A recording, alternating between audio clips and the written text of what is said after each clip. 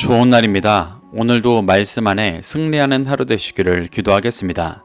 오늘 생명의 산 본문은 열왕기하 1장 9절부터 18절입니다. 오늘 본문에서는 엘리야의 경고를 듣고도 회개하지 않는 아하시아가 엘리야를 잡기 위해 보낸 50명의 부장과 50명의 군사들이 하나님의 불에 심판받는 모습이 반복적으로 나오고 결국 아하시아까지 심판받게 되는 모습이 나옵니다. 이 구절들을 통해 하나님께서 무엇을 말씀하시는지 살펴보도록 하겠습니다. 9절부터 10절입니다.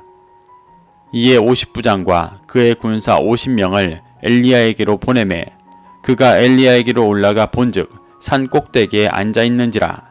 그가 엘리야에게 이르되 하나님의 사람이여 왕의 말씀이 내려오라 하셨나이다. 엘리야가 50부장에게 대답하여 이르되 내가 만일 하나님의 사람이면 불이 하늘에서 내려와 너와 너의 50명을 살을지로다 하매 불이 곧 하늘에서 내려와 그와 그의 군사 50명을 살랐더라. 아하시아는 에그론으로 보냈던 사자들에게 심판을 경고한 사람이 엘리야라는 것을 알고 50부장과 그의 군사 50명을 엘리야에게 보냈습니다. 아하시아가 엘리야의 예언을 하나님의 말씀으로 받아들이고 회개의 자세를 취했다면 자신이 엘리야를 찾아가든지 한 명의 사자를 파송하는 것으로도 충분했을 것입니다. 그런데 그가 51명의 군인들을 엘리야에게 보냈다는 것은 회개라기보다 진리를 짓밟기로 선택한 패역한 모습을 보여주는 것입니다. 아하시아가 보낸 50부장이 엘리야에게 가니 엘리야가 산 꼭대기에 앉아 있었습니다. 산은 인간의 기준에서 하늘과 가까운 곳으로 하나님을 갈망하던 이들이 주님께 나아가던 곳이었습니다. 그래서 이스라엘의 역사 속에 믿음의 선조들이 산에서 역사하시는 하나님을 경험하는 모습이 많이 나옵니다.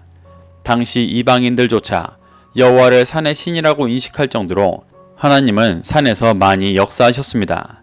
그래서 엘리야가 산에 있었다는 것은 하나님 앞에 거하고 있는 모습을 보여주는 것입니다. 이는 앞선 구절에서 다락에서 땅으로 떨어진 아하시아와 대조되는 모습입니다. 그런 아하시아가 보낸 50부장은 엘리야를 내려오라고 말했습니다. 이는 표면적으로는 산에서 내려와 왕에게 함께 가자는 말이었지만 이 땅의 가치로 살아가는 아하시아가 하나님의 말씀을 무시하고 오히려 엘리야를 이 땅의 가치로 끌어내리려는 것을 보여주는 것이기도 했습니다. 이 말을 들은 엘리야는 내가 만일 하나님의 사람이라면 불이 하늘에서 내려와 너와 너의 50명을 살을지로다 라고 대답했습니다. 당시 이스라엘에서 엘리야가 하나님의 사람이라는 것을 부정하는 사람은 없었을 것입니다. 그런데도 엘리야가 내가 만일 하나님의 사람이라면 이라고 말하는 것은 곧 이 말 불의 심판이 하나님께서 행하시는 심판이라는 것을 강조하기 위해서였습니다. 엘리야가 이 말을 하자 곧 하늘에서 불이 내려 50부장과 그의 군사 50을 살라버렸습니다. 그들은 하나님의 말씀을 이 땅에 떨어뜨리려 했었지만 하나님의 심판이 떨어져 멸망당한 것입니다. 이렇게 말씀을 받고도 죄의 구조에서 오히려 진리를 핍박하고 있다면 결국 불의 심판을 받게 되는 것입니다. 11절부터 12절입니다. 왕이 다시 다른 50부장과 그의 군사 50명을 엘리야에게로 보내니 그가 엘리야에게 말하여 이르되 하나님의 사람이여 왕의 말씀이 속히 내려오라 하셨나이다 하니 엘리야가 그들에게 대답하여 이르되 내가 만일 하나님의 사람이면 불이 하늘에서 내려와 너와 너의 50명을 살을지로다 하매 하나님의 불이 곧 하늘에서 내려와 그와 그의 군사 50명을 살랐더라. 50부장과 그의 군사 50명이 엘리야의 말에 하늘에서 불이 내려 살라진 사건은 아합 왕 때 갈멜산에 불이 임하고 비진리를 상징하는 바알과 아세라 선지자들이 몰살당했던 일을 연상시킵니다. 아하시아는 누구보다 그 사건에 대해 잘 알고 있었을 텐데 이 일이 하나님께서 초자연적으로 역사하시며 다시 한번 경고하시는 것이라는 것을 깨닫지 못했습니다. 이미 모압이 배신하고 다락에서 떨어져 병들었고 자신이 보낸 부하들이 하나님의 초자연적인 역사로 죽게 되는 일을 경험했었는데도 아하시아는 회개하지 않았습니다. 오히려 그는 다른 50부장과 그의 군사 50명을 엘리야에게 또 보내며 동일한 죄를 반복하여 저지르고 있습니다. 왕에게 보냄받은 50부장과 그의 군사들 또한 아하시아와 크게 다르지 않은 중심을 가진 자들이었습니다. 왕이 제사장 나라의 왕으로서 그릇된 일을 행하고 있었고 그 일이 이미 엘리야의 예언과 앞서갔던 50부장과 그의 군사들이 죽음으로 증명되었었는데 여전히 왕의 편에 서서 엘리야를 산에서 내려오라고 명령하고 있었습니다. 이는 왕의 명령이기 때문에 어쩔 수 없이 따르는 것이 아니라 아하시아와 같은 죄악된 중심으로 살아가고 있었기 때문에 영적인 판단력이 흐려진 모습을 보여주는 것입니다. 이러한 중심으로 인해 그는 앞서 불의 심판을 받았던 이들과 동일하게 하나님의 불에 의해 살라졌습니다. 13절부터 14절입니다. 왕이 세 번째 50부장과 그의 군사 50명을 보낸지라 셋째 50부장이 올라가서 엘리야 앞에 이르러 그의 무릎을 꿇고 엎드려 간구하여 이르되 하나님의 사람이여 원하건대 나의 생명과 당신의 종인 이 50명의 생명을 당신은 귀히 보소서.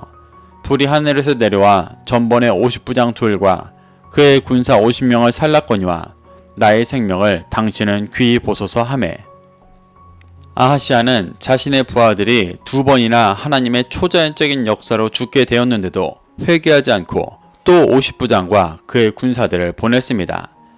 이 한 사건에서만 세 번의 회개를 주시는 것이 하나님의 크신 은혜인데 끝까지 붙잡지 않는 완악한 모습을 보여주고 있는 것입니다. 그런데 세 번째 보냄받은 50부장은 앞선 자들과 다른 모습을 보여줍니다. 그는 앞서 불타 죽은 자들과 다르게 엘리야에게 가서 산에서 내려오라고 하는 것이 아니라 살려달라고 무릎 꿇고 엎드려 간구했습니다. 이는 자신도 불타 죽을 수밖에 없는 죄악된 존재라는 것을 인정하고 자비를 구하는 것입니다. 이것이 하나님의 은혜 앞에 반응해야 하는 죄인들의 모습인데 아무도 이러한 행동을 하지 않았던 것입니다.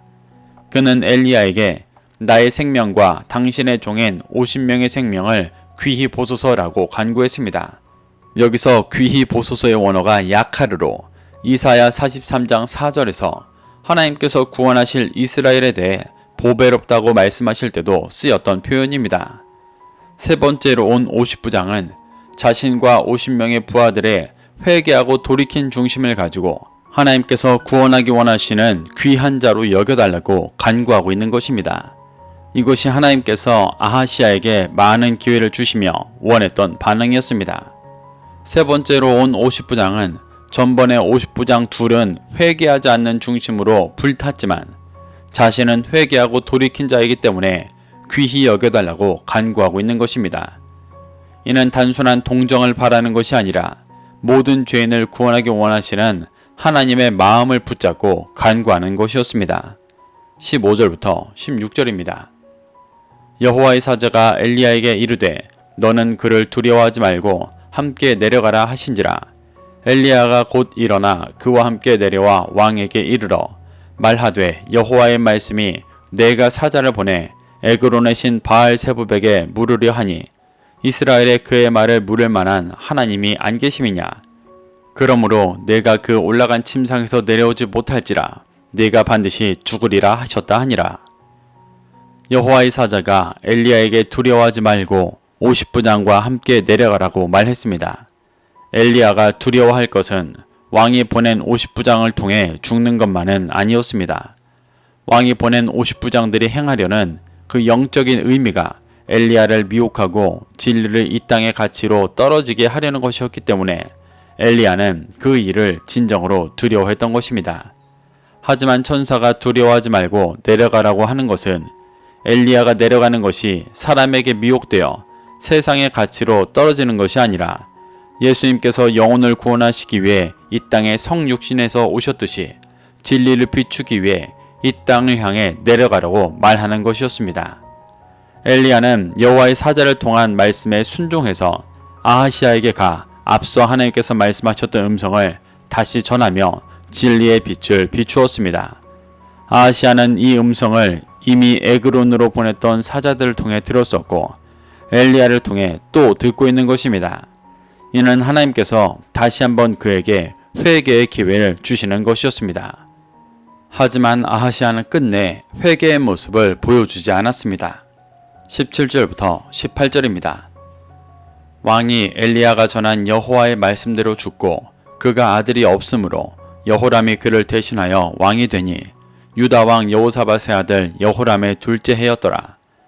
아하시아가 행한 그 남은 사죽은 모두 이스라엘 왕 역대 지략에 기록되지 아니하였느냐.